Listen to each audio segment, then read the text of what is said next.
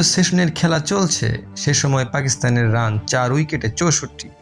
বল করতে এগিয়ে আসছেন পেসার নাহিদ রানা, কিন্তু বাবর আজম তার 146 গতির বলটি চোখেই দেখলেন না।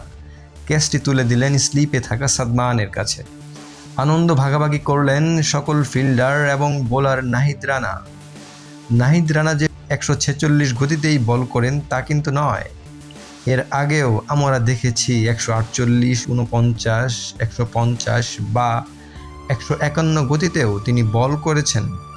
আপনি যদি গুগল সার্চ করেন তার বোলিং স্পিড, তাহলে গুগল দেখাবে the tearaway Nahid, the first Bangladeshi fast bowler to reach a speed of 150 km/h in a test match.